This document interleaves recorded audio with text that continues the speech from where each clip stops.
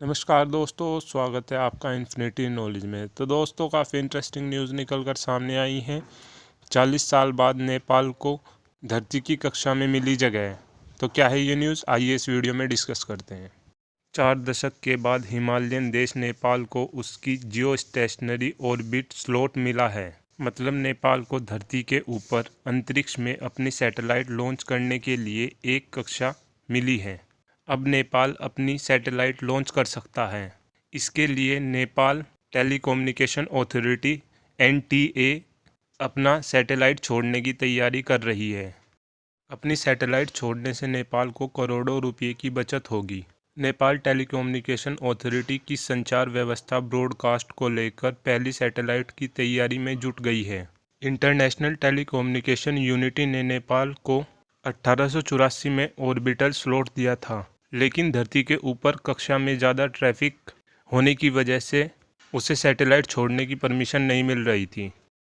अब नेपाल में कनेक्टिविटी बढ़ रही है, नई टेलीकम्युनिकेशन पॉलिसी आ रही है, इसलिए नेपाल की गवर्नमेंट ने पिछले साल सितंबर में इंटरनेशनल टेलीकम्युनिकेशन यूनिटी से उसका स्लॉट देने की परमिशन मांगी थी, जो अब उसे मिल गई है।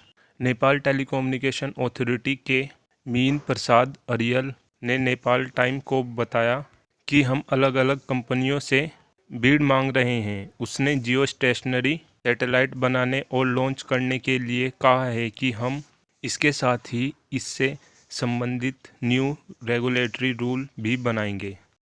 नेपाल टेलीकम्युनिकेशन अथॉरिटी के सैटेलाइट को लेकर सलाह देने के लिए नेपाल गवर्नमेंट के सामने भारत, चीन, यूके, फ्रांस, सिंगापुर और जर्मनी ने अपनी तरफ से सहमति दी है। अरियाल ने कहा है कि हम उस देश को सिलेक्ट करेंगे जिसके पास 50% अनुभव हो और 40% योग्यता हो और 10% टेक्निकल और आर्थिक कैपेसिटी स्ट्रॉन्ग होगी।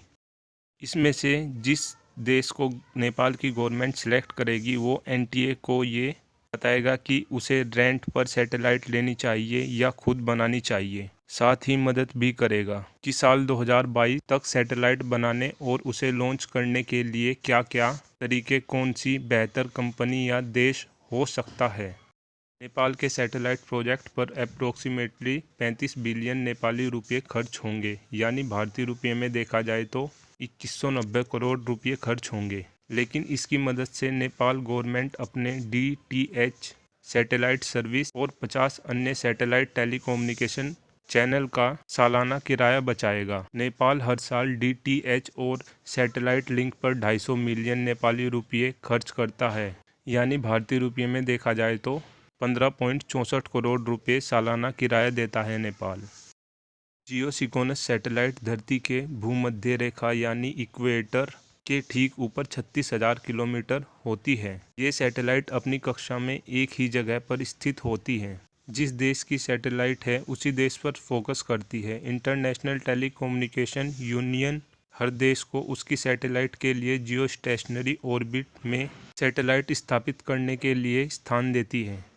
नेपाल को 2 रेडियो ऑर्बिटल स्लॉट मिले हैं। फिक्स्ड सैटेलाइट सर्विस के लिए ईस्ट लॉन्गिट्यूड पर 123.3 डिग्री और ब्रॉडकास्ट के लिए 50 डिग्री ईस्ट में जगह मिली है।